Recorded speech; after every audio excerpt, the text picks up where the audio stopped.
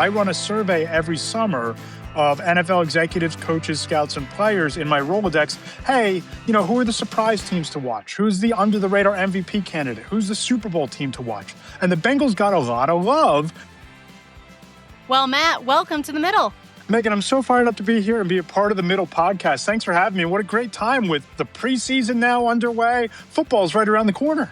Football is back, baby. Yeah, I can give or take some of these preseason games, but I got to tell you, going on the training camp tour, just got back from my Express Tour 2026, just getting back in the building, back into these facilities, getting eyes on these teams. It's my favorite part of the sports calendar because you know what? The regular season, it's going to be here before we know it. Yeah, tell us, where did you go this year for your tour? Yeah, so we kicked things off in Latrobe, Pennsylvania, and the Pittsburgh Steelers got eyes on Aaron Rodgers and DK Metcalf and Michael Pittman Jr., a loaded defense looking to kind of change the narrative there. Headed down south to Owings Mills and the Baltimore Ravens, and that's just a loaded roster, Megan. When you talk about Lamar Jackson and Derrick Henry is still beast mode 2.0, in my opinion. Zay Flowers is there. They have a rookie, Jacoby Lane, at wide receiver who just catches everything thrown his direction. Marlon Humphrey, Roquan Smith, Kyle Hamilton, just talent all over that roster. And we closed things out in East Rutherford, in my old stomping grounds. I covered the Giants for 4 years back in the early 2020s. And John Harbaugh's first season there. Jackson Dart, a make or break second season, and a really compelling defense with a loaded front seven. And got back from East Rutherford, back from North Jersey, and I sat down. I'm like, wow, this is really interesting. 3 franchises, 3 new head coaches, 3 new fresh starts going into 2026. So a really interesting, brief mini training camp tour for me this time around. We're going to talk about all those new head coaches and what's in store. But I wanted to ask you, I wanted to kind of kick us off because you have such a depth of experience with NFL. You've been doing this for 15 years, over 15 years? Somewhere around there. I think it's 15 or 16 going into this season. Okay. Give me one NFL opinion that you have right now that's going to get you dragged on social media. It's already gotten me dragged by this fan base a few different times this spring and summer, right? I just don't think the Green Bay Packers are going to be very good. Right? Oh, I love you. I look at that roster, and I love Jordan Love. I think that he is a top 10 quarterback, maybe better than that with the right supporting cast. Yep. Tucker Kraft is a top 5 tight end. Micah Parsons is a top 2 edge rusher in the league alongside Myles Garrett. But the question marks, there are so many question marks that Packer fans just seem to be overlooking going into this year. How are you piecemealing together a pass rush with Lucas Van Ness and 4th-round rookie Denai Dennis Sutton? What happens if Tucker Kraft isn't 100% given the outsized impact he makes on that passing game, on Jordan Love's trajectory, on that entire offense? And you look at the receiving corps, you're asking Matthew Golden, who has all the traits. He has the track star speed and all those things that flashed at Texas, really inconsistent as a rookie. You're asking him to make a major leap alongside Christian Watson, who's never played a full 17 games.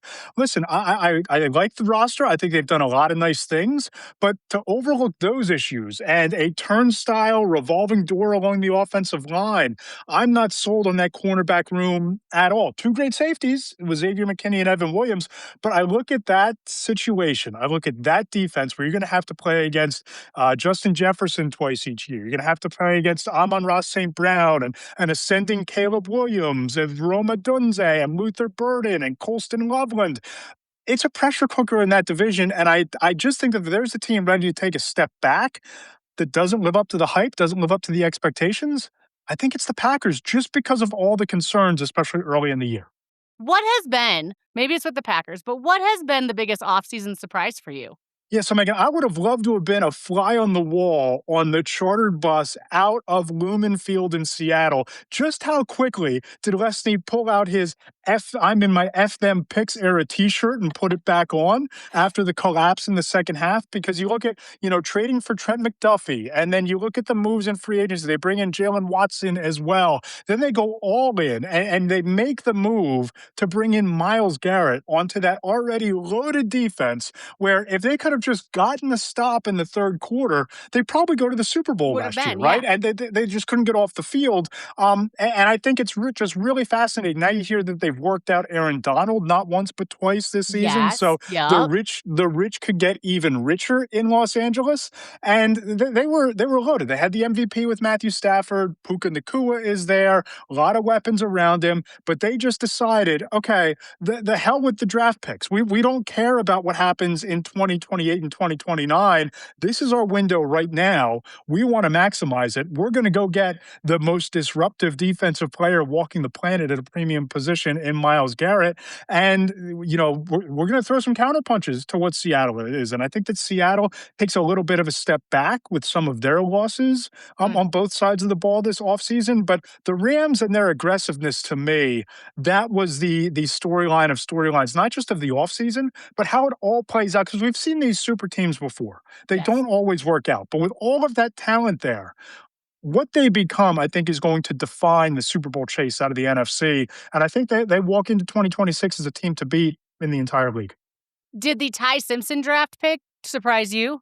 It was surprising when it happened. And, you asked me earlier the social media take that will get me dragged by NFL fans. I can almost see the vision, right? I can Mhm. almost see Yeah, what they were trying to do here yeah, because you have Matthew Stafford on about a 2-year window where he's going to be in the remaining prime years of the prime of a very good career, fresh off the MVP. You don't have a whole lot of needs, right? You yeah. went out and you got Myles Garrett, you rebuilt your secondary, the weapons are there. So do you worry about trying to get a quarterback when you're picking 15th, 16th, 18th in 2028? Or you're sitting there with this extra draft capital. Do you use one of your draft picks and take a quarterback who can sit and learn at the Sean McVay School of Quarterbacking behind Matthew Stafford, and he walks into that turnkey situation 2 years down the line? And if it works out, great. Sean McVay opens the next chapter of his career. And if it doesn't work out, you might have had a couple of Super Bowls before Ty Simpson even takes the field. So what do you even care at that point? So to me, it was one of those like low risk, extremely high reward type of propositions. Mhm. And for a team that doesn't have a whole lot of needs, I don't mind having one eye towards the future. And I think that's what that pick was all about. I think it made me laugh, and it's not apples to apples, but you look at the Raiders as well with drafting Mendoza, and obviously everyone, knowing he'd go there. But that question of does he start? And then especially when it came out that Kirk Cousins was gonna go to the Raiders as well in that mentorship role. I mean, it is very similar of do you let Mendoza grow and get mentored over the first year or 2 before he steps in and becomes that franchise quarterback? It's a very similar discussion with what the Rams did with Simpson and what they did with Mendoza, but I didn't see the Raiders take nearly the amount of heat because of the obviousness of taking Mendoza versus, I think, not so obviousness of taking Ty Simpson. Yeah, two franchises in two very different places in their rebuild, right? The Rams are in full-fledged win now mode. So even if you took a corner or you took a offensive tackle or a wide receiver, there's some like learning curve there, and how much are they really going to get on the field this year where you're going for it, so you have an eye towards the future. In Las Vegas, they're still in that like building mode, right? I Yep. love what they did this offseason. I mean, Tyler Linderbaum bringing an all-pro center in, that's kind of the keystone building block for Fernando Mendoza and that offense. Defensively, you bring in Quay Walker and N'Kobe Right. Dean. You Yep. wind up not trading you luck into not trading Max Crosby because the Ravens got cold feet and then realized they could sign Trey Hendrickson, but they couldn't afford Mhm. both. So you luck into that, but you can kind of take your time with Fernando Mendoza. And my whole thought on Kirk Cousins is he's the training wheels. Right, Mhm. like you have this whole new offense coming in with Clint Kubiak, right? With him coming in there, setting up his new scheme. You have the weapons like Brock Bowers and Ashton Genty, Jack Beck, a couple of wide receivers out there. Let Kirk Cousins help everybody else learn the offense. Let the other weapons get up to speed with the scheme so that when you go to Fernando Mendoza Thanksgiving, last 3 weeks of this season, week one next season, there's not that learning curve where everybody's installing and getting a feel for this new system. He just rides the bike. Speaking of other quarterbacks again, we got Patrick Mahomes returning from injury. I'm already, frankly, very sick of this storyline, and I've only watched one Chiefs preseason game. We got Bo Nix coming back. How much weight do you put on these high-level quarterbacks coming back from injury and rallying their teams? Yeah, I think that it's one of those things where just get them out there enough to get them reps, like get them comfortable with game speed. I don't necessarily agree with Joe Burrow's school of thought that he wants to be out there for a half behind that offensive line, right? Like Mhm. it's not great, but this is the second year in a row where Joe Burrow insisted on getting lengthy first team snaps in the preseason games and Yep. kind of went great last year in Philly. Went a little poorly against your Lions the other night, and the Yeah, yeah, beating that yeah. he took, Yeah. in that game, kind of unnecessary hits on an injury-prone quarterback. But to me, check the box. If you're Patrick Mahomes, what can you do? If you're Bo Nix, how close are you? How many times do you need to throw it to Jamar Chase if you're Joe Burrow and getting your timing back and those sort of things? But I think that just getting them out there briefly and then putting them in bubble wrap is probably the way to go. Unless you're a situation, I'm sure we'll touch on this, unless you're a situation like Jalen Hurts, where you're learning an entire new offense. You Mhm. have a completely revamped wide receiving core with a lot of different weapons coming in.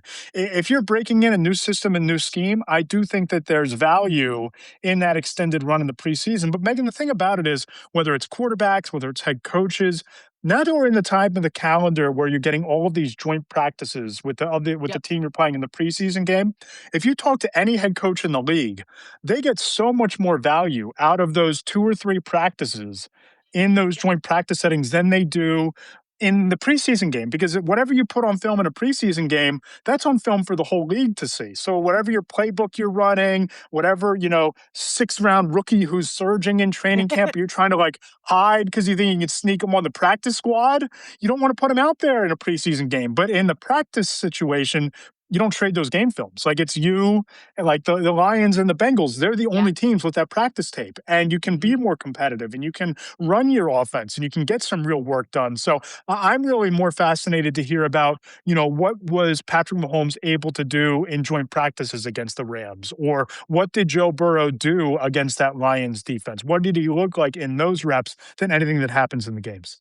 And the Chiefs don't do joint practices, right? I don't think they've ever done them with Andy Reid, which I've always found fascinating. I mean, even Dan Campbell, I know, has said I think he was a pretty big fan of them at the start of his Lions career, but he's even decreased the ones that they participate in. So I've always found that a fascinating strategy of which coaches will choose to do a joint practice during preseason and training camp and which don't. Speaking of the quarterbacks, everyone is so fixated on these quarterback storylines, I think, coming into the season. Is there a quieter position group somewhere on some team that you think is going to really determine their season? That's a really tricky one. But I'm going to go with the Baltimore Ravens and their wide receiving core, because when you look at the Ravens, they've always been so ground and pound.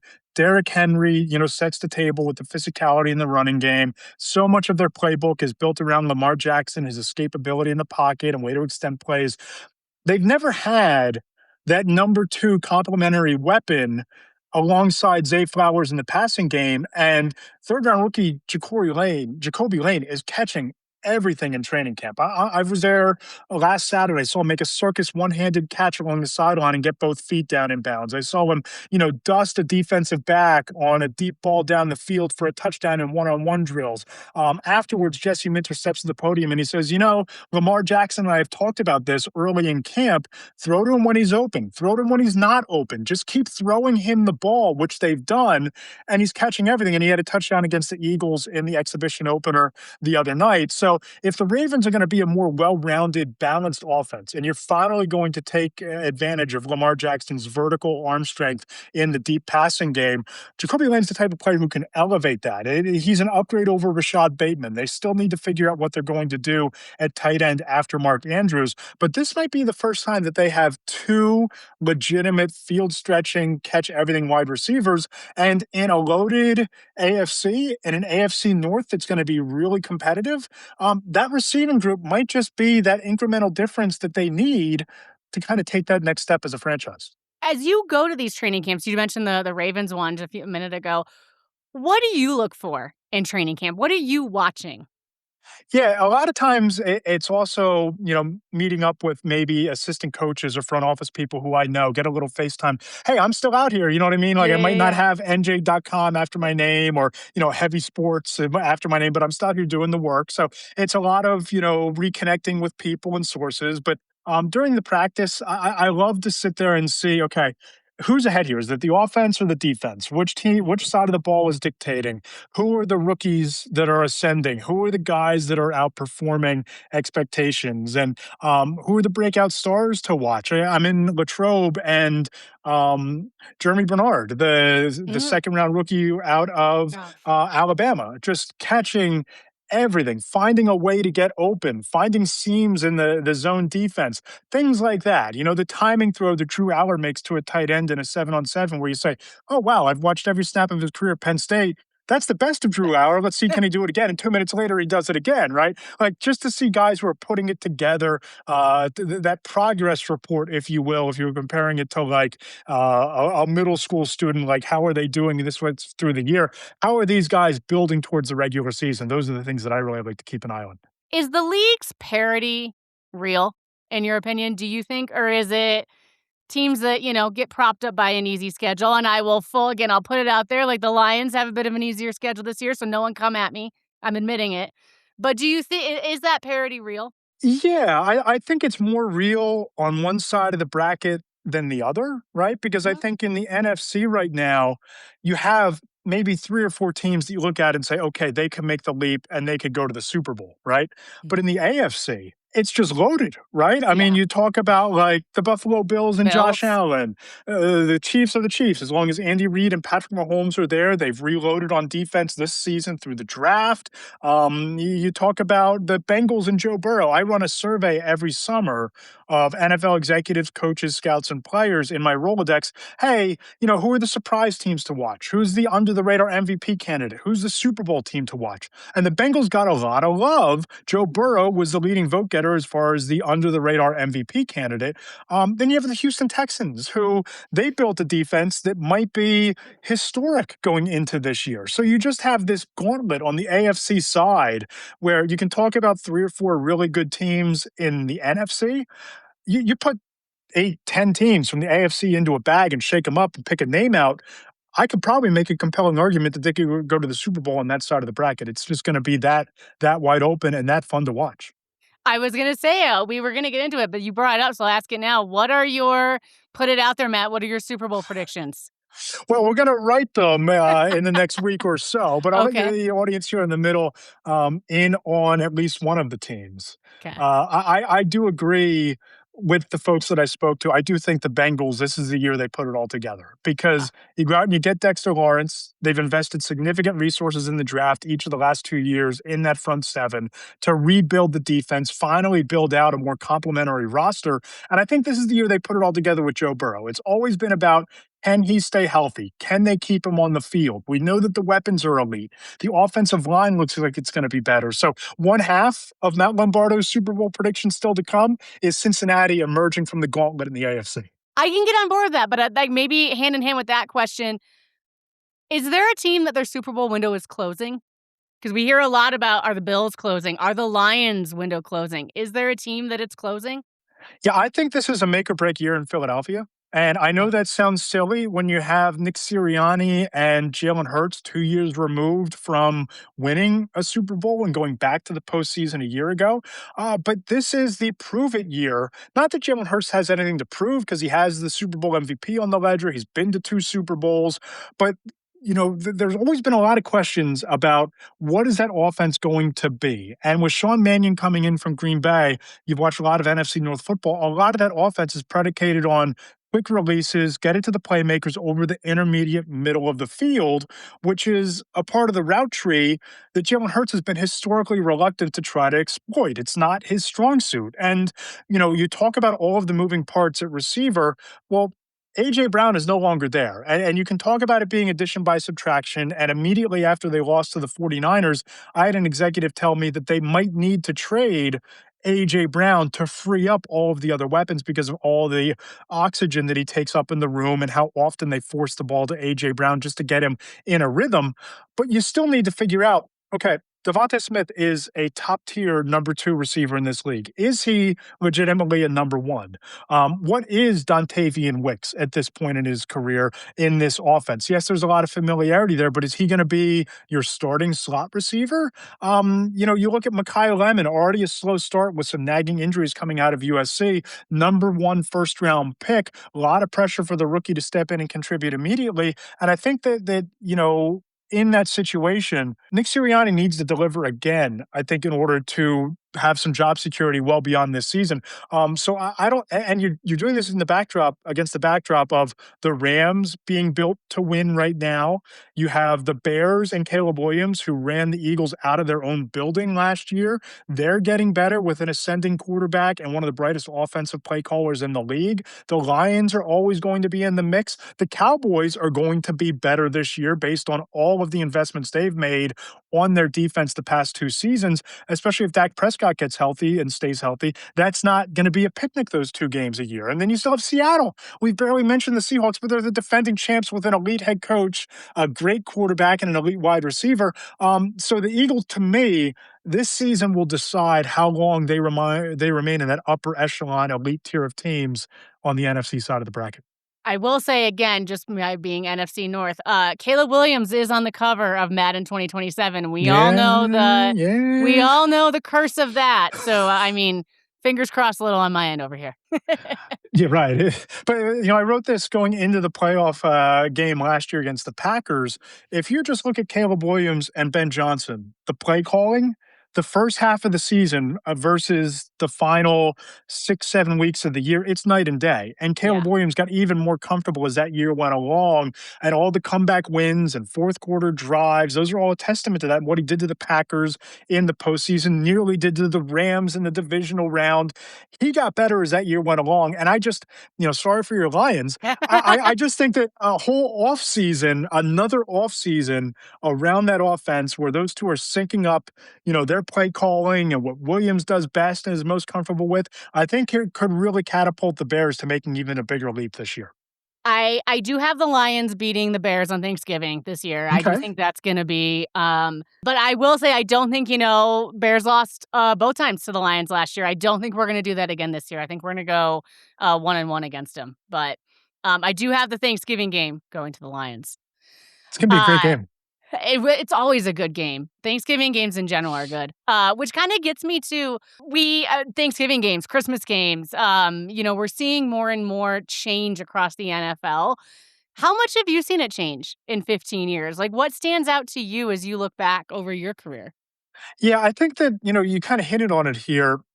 Even back 5 years ago, right? It was Sunday, Monday, Thursday, Thursday. right? And there might have been a, you know, a signal flare Christmas Day game to see if they could compete with the NBA. Well, now you're just stopping all over the NBA parade on Christmas when they're scheduling 3 and 4 games on Christmas, and you have the Eagles and Texans scheduled to play on Christmas Eve because Mhm. it's a Thursday night this year, and all of those things. You have the Wednesday opener in And Australia, down in Sydney, with a great division matchup with the Rams and the 49ers, two Super Bowl caliber teams. Just the spreading out of football almost every night of the week, that's been really interesting. And I am curious, is there an oversaturation point? Is there a tipping mhm. point where people aren't making NFL football the number one highest rated TV show in every window every single week, right? Like, is Wednesday going to dominate everything else? Is Sunday night still going to be king? Is Monday night still going to be king? Is there a tipping point, or do they just push this even further and they start scheduling it and it becomes the NBA in a couple years, and you kind of finagling teams around more and more to have football on 5 or 6 nights of the week every week? So that to me is where it's going from here is going to be what's really interesting to watch. Well, and I think not even to I agree with all that, and not even on the fan side, but then you look at the coaching side. So if you are spread out and it's no longer a Thursday, Sunday, or Monday game, essentially, and you're now spread out, how does that change the coaching strategy? How does that change how much time you have to look at film? How does that change how you're approaching practices? It changes the entire game as well if it is more spread out. In line with that a little, coaching, we talked about earlier, we have a whole new class of head coaches this season, more than usual. So I wanna ask you, what 2 questions. 1, what new coach are you especially watching? And what coach is on the hot seat right now for you?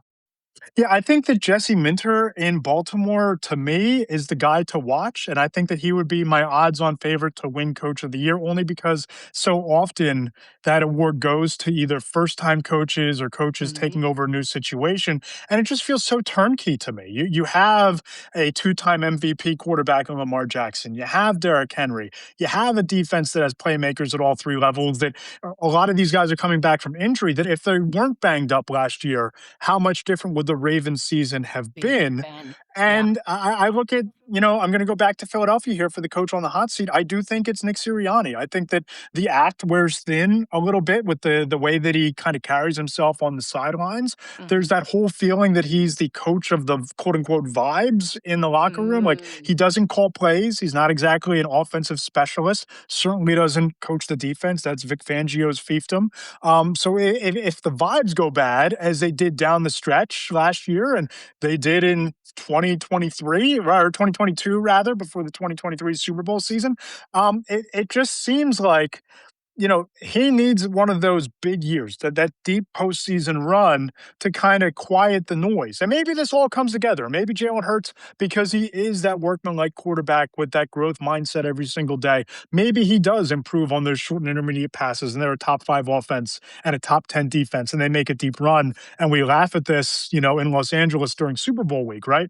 But if it doesn't happen, I think there are going to be some really hard questions in that building about how many times do you keep going to the same well with Nick Sirianni before looking for more of a tactician or more of a fresh voice to come in there and kind of rejuvenate and restart the situation there? As you look at training camps, as you look at preseason, as you look at how folks did last year, any decisions happening right now that you think are going to look like either a win or a mistake when we are sitting here in Los Angeles in February? Yeah, I think the Steelers, just how they've carried this entire offseason. I've never been a buyer of Mike McCarthy. I thought that he was a Mhm. snake oil salesman, a wolf in Ah. sheep's clothing when it came to he was, let go from Green Bay and, built that analytics think tank in his house. And the NFL media went there and did this whole behind the scenes of this, amazing think tank that he put together. And then he goes to Dallas, and the decision making doesn't change on third or fourth down, and the analytics don't get utilized, right? And there was always that glass ceiling that even with all of that talent on offense, they never got over the hump in Dallas. And he goes to Pittsburgh, and it's a fun story, right? Yeah. Pittsburgher, hometown boy, local hero, trying to lead the franchise back to the glory days. I just don't know that you're going to reignite what Aaron Rodgers was in what you were talking about now, 2003, whenever the last time was that they were together and he was the MVP and Yeah. they went to the Super Bowl, or 2010, whatever it was. I just don't buy that pairing. I don't buy Aaron Rodgers at 42 having the arm strength to be in an offense where you're built to stretch the field with DK Metcalf and Michael Pittman Jr. It just feels like the Steelers not embracing a teardown a couple of years ago and trading off some of those star defensive players for lots of draft picks to go and get that quarterback of the future, to get that franchise quarterback. I just think it's eventually going to come home to roost, and it might come home pretty quickly this season with McCarthy and Rodgers.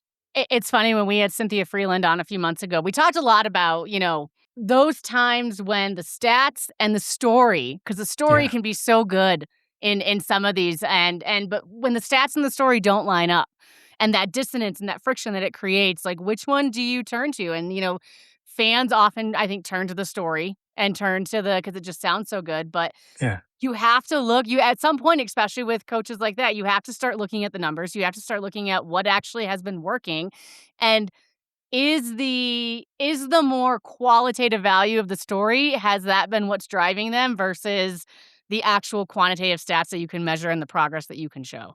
Well, they made the postseason because a rookie kicker doinked one off the upright because a priest sprayed some holy water in that end zone before the game last year, right? Like, Right? let's be real about this. And then they get boat raced out of their own building by that Texans defense, who I think sacked Aaron Rodgers like 14 times. And the Rooney family and Omar Mhm. Khan looked at that postseason game and said, you know what? We'll get Aaron Rodgers again. Let's convince him to come back again. To me, that's both. That's Yeah, the cynical storyline matching some suboptimal data, right? Like, metrics, yeah. and the metrics, right? And again, you're playing in a division with, when they're healthy, a menacing Ravens defense, and you have Joe Burrow. You're going to have to face twice a year, and if you go to the postseason, you're going to have to go through that Texans defense again because you know they're going to be there, and you still have Justin Herbert and a loaded Chargers team that a lot of people are buzzing about going into this year. Mahomes, just the gauntlet you have to go through on that side of the bracket, and you just keep trying the same things that have just kept you just above 500 forever, and that's just become good enough in Pittsburgh. And it just seems like they're afraid to do what's right, take their medicine for a year or two to reset, to maybe launch that next year of greatness, I did forget about that pre-storyline until you said it. And right? now all those images with, in the end zone, yeah, yeah, yeah. Yeah. How did you get your start in sports journalism? Yeah, so, yeah, ever since I was a kid, right, 5, 6 years old, I would get into the car growing up in, suburban Philadelphia and ask my dad, "Hey, can we listen to Eagles talk on the radio?" Which was like the sports talk radio Mhm. station, WIP in Philadelphia. And, we go down the shore, had to read the Philadelphia Daily News, get my 60 cents in hand, get it on the way to the boardwalk, up to the beach, read some of the best sports writing in America, on the beach, on the sand, and I was like, "Okay, if I'm not good enough to play sports, I want to be the guy that people turn to find out what he thinks about the big trade, or, breaks down why a signing happens and how it impacts your team and all of those things." So when, it was a communications major, sports editor of the school paper, had my own Saturday morning sports talk show, did play by play for football and basketball in college, and then kind of took two divergent paths. I was part time at 97.5 The Fanatic in Philadelphia, one of the ESPN radio affiliates in Philly, or also working part time at NJ.com covering the Eagles. And I was like, okay, whoever hires me full time, Yeah. that's where we're going. I can do talk radio, right? I love talk radio. I have a passion for it. If they give me a midday slot, hey, Matt's going to host talk radio forever. NJ.com, their longtime Eagles beat reporter retires. Hey, Matt, you've done a great job for us on a part time basis. Why don't you cover the Eagles for us full time? We slide into that chair. I covered the Eagles full time for 3 seasons. Last game was the 2017 Super Bowl win over the New England Patriots. My dad flies out, goes to the game as a fan, which was a really cool moment to be able to give him like a full circle moment, because he's been a lifelong fan. I've stopped caring about like who wins and loses in fandoms like 10 years ago, right? But for Yeah. him, it was amazing. And then right after that game, a couple of our beat reporters for the Giants moved on, hired by The Athletic, which was this fledgling outlet back then, just starting out. So I get promoted unquote, to cover the Giants for the Star Ledger, and spent 3 or 4 years covering the Giants. And then a couple national gigs, heavy sports, was the senior NFL insider there for a while. And now I'm building my own project at betweenthehashmarks.com that I'm really excited about. And we've seen some tremendous growth over the first 3 seasons. And you mentioned between the hash marks, so tell us about that. Yeah, so a couple of years ago, I was in a situation at Heavy Sports where they couldn't renew my contract. They just didn't have it in the budget. Things happen in the industry. You see it all the time with layoffs, and these outlets are contracting. So I wound up at a great outlet called fanbuzz.com. It was owned by Publishers Clearinghouse. My editor was a former colleague at Heavy. We were putting out great content that I felt very fulfilling reporting and writing. One of the most rewarding chapters of my career. And on out of the blue on a Tuesday morning, they closed down our Slack channel. It disappears. The outlet got purchased and shuttered. And I said to myself, let's never let this happen again. Let's build something that's mine, that I never have to worry about the next quarterly earnings report, that I can build for the next quarter century. I never have to worry about a pay cut, never have to worry about getting laid off or losing my job. So it began, kind of as a clearinghouse to put my links to some of my other work as I published it at other outlets. Hey, here's a one-stop shop for Matt's content, and he'll do a mailbag on Fridays because, this is where you should sign up for to, do a mailbag. And then it became, all right, let's invest some more time in this. And it became the Monday column and it became feature reporting throughout the week. The Friday mailbag evolved into a situation where readers can submit their questions to me and I'll pose them to coaches and executives and former players for teams that fans might be asking questions about. The Between the Hashmarks podcast has been just a thrill to get off the ground working with my good friend, my colleague, Mike Tanya. We've been friends for 10 years. He's covered 10 Super Bowls. I've covered five. We go to dinner on the road at these Super Bowls and hang out at the Senior Bowl in Mobile. So we host a Mhm. podcast every Tuesday together. So really, it's become the home for my reporting. It's the in-depth features. It's the mailbags. It's the Monday column each week. Peter King is actually one of the earliest subscribers to Between the Hash Marks, which is quite a Oh. thrill to kind of follow in his footsteps a little bit and have the support of a Hall of Fame sports writer, in my back pocket. So it's been rewarding. We've seen some tremendous growth. The response has been outstanding, and I'm really excited and optimistic about the future from here, beginning this season. What was the biggest maybe shift or difference from doing the outlet type reporting where you are working for an outlet and what you're doing now? The biggest shift for me is a little bit different than that, and I'll set the scene for you. Okay. Mike and I are in Mobile for the Senior Bowl 2 years ago, and it's about 10:30, 11 o'clock at night. I've got my scotch. He's got his, bourbon and Coke, whatever he's drinking, and I notice a general manager sitting in the corner of this bar. And old Matt, working for NJ.com or Heavy Sports, I would walk right over, introduce myself. Hey, I'm Matt Lombardo, cover the NFL for Heavy Sports. Great to meet you.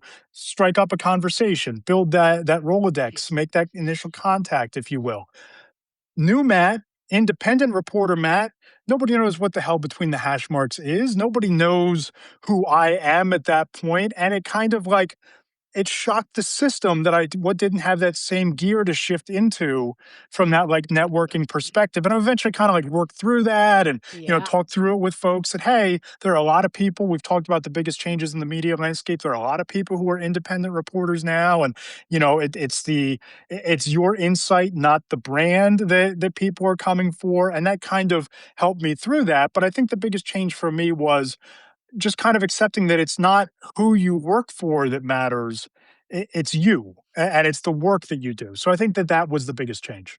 I think that context is so critical too, because you have so many people who are sports fans, but a lot of people are not those heavy sports fans, the ones that can dissect the data and the numbers the next day. And, I argue that's why we started the middle a bit, is we are for those more middle fans of, I like to watch the games, but I don't know how Miles Garrett did 6 years ago but that context is so helpful but they do want to understand, okay, why was it a big deal that Miles Garrett didn't end up going and getting traded? What does it mean? That context, and you provide it so brilliantly and so clear and in simple ways that folks understand. I encourage everyone to check it out, which is leading me to where can they check it out? Megan, I appreciate it. And kind of along those lines, when George Pickens was traded to the Cowboys last year, we had a story with three sources about what it means for the Cowboys offense and how George Pickens helps. So that we kind of go into instant reaction mode. But you can check us out at betweenthehashmarks.com. You can subscribe there. You can subscribe to the Between the Hashmarks podcast and Apple Podcasts, iHeartRadio, the Amazon Alexa app, and you can check me out on YouTube at Matt Lombardo 975. But betweenthehashmarks.com, you subscribe there. You'll have access to every column, every bit of feature reporting. The podcast will land in your inbox every Tuesday, and we certainly appreciate the support. I would say I want to thank you for coming on. This has been fantastic. I usually end with a spicier question from my journalism days. So I did not prepare you for this one, but I don't think it's too spicy. But without naming any names, Matt, what is the craziest thing you have witnessed in your NFL career? Well, there was a player who walked around naked every single day, like not I couldn't even be bothered to put on a towel ever, right? So there's that. But I will tell a quick story. Back in 2017 or 2018, Michael Lombardi wrote a story about Eagles head coach Doug Peterson, about how he was in over his head, not a great head coach, a lot of questions about Doug Peterson, blah, blah, blah, blah, blah. And keep in mind, I'm covering the Eagles every day for Yeah. NJ.com at this point in my career. So I'm in that locker room every single day. So this story gets published on like a Sunday morning. It's Monday afternoon. We're in the locker room, and a couple of the offensive linemen are looking at me kind of silly. And the next day, I'm in there again. And I've become really close at that point in my career with Lane Johnson. So Mhm. I'm talking to Barrett Brooks, with my little recorder, writing my story, and he's giving me all the quotes that you would need for your article and all that sort of stuff. And put the recorder away, and we start small talking. And he goes, when you were in here yesterday, I looked at Lane and I said, "Hey, who let that swinging Dick Lombardi in here after what he wrote about Coach?" And he said, Lane Johnson said to him, "No, that's Matt Lombardo, not Michael Lombardi." So you can imagine like the laugh that The we had at the locker when they're telling this story, because I thought people were looking at me kind of weird and like, side-eyed who hadn't done that before the previous day. But I just thought that was a pretty funny moment early on. has that been the only time that comparison has happened? To the best of my knowledge, nobody else has brought to my attention. It might have, God forbid. Oh, that is good. Yes, I'm glad the dirty looks maybe went away after the They did. clarification. Yeah. We all had to go laugh about it, and that was the end of it.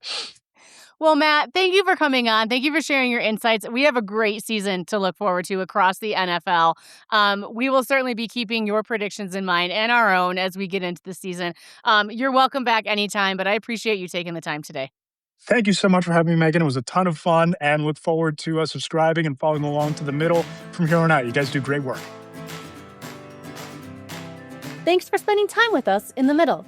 If today's story caught your attention, drop a subscribe, share the episode, follow us on social media, and remember, it ain't over till it's over.